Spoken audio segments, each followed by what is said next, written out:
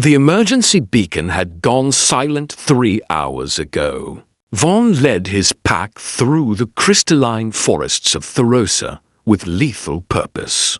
Pale light shimmered across the jagged crystal trunks, scattering reflections over the ground like fallen stars. The Kthri moved through the bioluminescent undergrowth without a sound.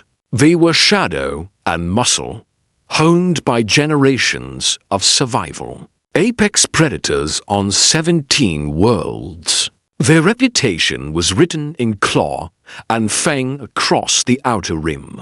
And when one of their own fell silent, vengeance followed without debate. The human settlement broke through the trees like a wound in the wilderness.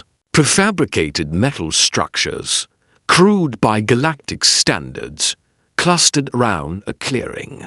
Vin's lips curled, revealing serrated teeth. Humans, the galaxy's newest rivals, barely a century past their first faster-than-light jump, were already spreading across unclaimed worlds like mold, reckless, aggressive, and now, perhaps responsible for the disappearance of his cubs. 3 young Kthri had gone missing. Riker, then, and Mira, barely past their first molt, sent on a proving hunt meant to harden their instincts. Their last transmission had been little more than distorted screams, frantic breaths, and a burst of static. No location lock, no translator clarity, just fear. The pack tracked their scent through the crystalline forest straight to this human nest. Surround the perimeter, Vaughn growled. His voice rolled in a deep subsonic rumble that vibrated in his warriors' rib cages. Leave none alive. 12 Kthri spread out with practiced precision. Standing 3 meters tall, each warrior was built of corded muscle beneath midnight fur. Their claws could tear starship panels. Their jaws could pierce combat armor. A settlement this small, with humans so few, would fall in under 5 minutes. Vaughn checked his tactical display. Heat signatures clustered inside the central structure. 23 humans packed together, clearly in defensive posture. They knew the pack was coming. Good. Let them feel dread.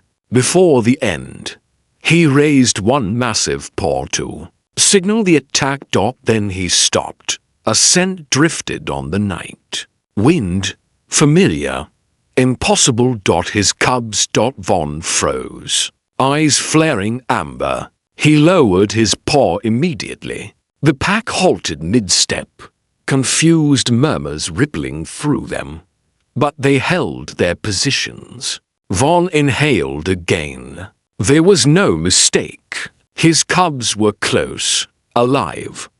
Without explanation, he moved forward alone, following the scent to the central dwelling.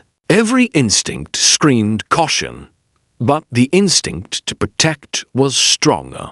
The door hung open, warm yellow light spilling out onto the crystalline soil. Inside were human breaths, slow, steady, and another sound. A soft, high-pitched chirping that tightened Vin's chest. Cubs. He lowered his head and stepped inside. He had to twist his shoulders to fit through the doorway. The interior was cluttered with human items, furniture, storage crates, clothing draped over chairs. And in the center of the room, seated in a worn reclining chair, was a human male, Elias Core. The man didn't reach for a weapon. He didn't shout or flee. He simply watched as 3 tons of predator entered his home. He was middle-aged by human standards, with lines carved deep into his face and hands calloused from labor. But Vaughn hardly noticed him. On Elias's chest, nestled in a pile of dark fur and tiny claws, slept Riker. Then, And little Mera. Safe, breathing easily. Mira's hind leg was wrapped in clean white bandages. Rika's tail twitched, then drooled softly onto the man's shirt. Vin's body locked, unable to process what he saw. They were scared, Elias said quietly. His voice was hoarse from exhaustion. Found them caught in an old hunter's trap about 6 kilometers west. Left behind by the first survey team. Mira's leg was bleeding pretty badly. Vin's gaze shot to the bandages again. Clean, secure, applied with care. They wouldn't let me close at first, Elias continued. Stood between me and the injured one. Even though the tallest barely reached my knee, he gave a faint, tired smile. Brave little things. Reminded me of my daughter when she was small. Vin's claws extended involuntarily, scraping grooves into the floor. The cubs twitched but did not wake. I tried to send a signal, Elias said, nodding to a console on a nearby table. Set the distress beacon to what I hoped were your frequencies. But their translator implants were damaged. Took me for hours to rig a basic system for communication. Mostly pictographs. Not elegant, but they understood food, safety, and help coming soon. Vaughn realized instantly what the garbled transmission had been. Not an attack. Not human weapons stopped this man's attempt at Kthri communication. They ate everything in my freezer, Elias said with a helpless shrug. Raw meat mostly. Checked the xenobiology database to make sure nothing was toxic. He glanced down at the cubs. The little one cried again after eating. Pain, I think. I sat down and she climbed onto me. The others followed. They fell asleep about an hour ago. His voice softened. I didn't move. Didn't want to disturb them.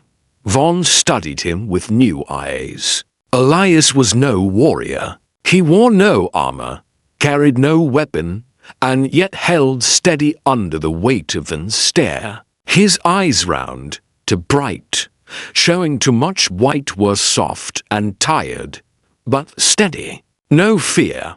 Only compassion. Vaughn lowered himself slowly to the floor. Riker stirred first. His small eyes blinked open.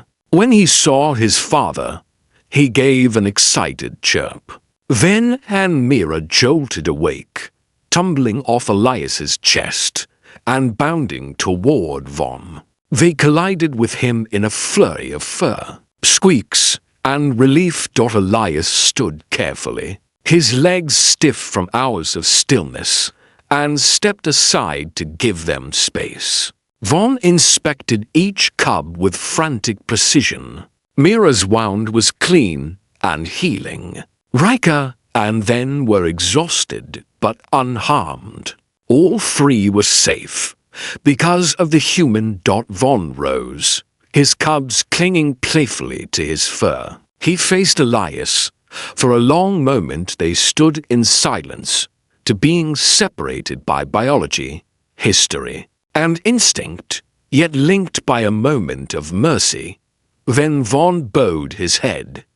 You have my gratitude, he said. His translator rendered the words in flat human standard. And my oath. The pack owes you a life debt, Elias Core. Should you or yours ever call my name, the Kthri will answer. Elias blinked in surprise. You don't owe me anything. I just did what anyone should do. He paused. They're good kids. You raised them well.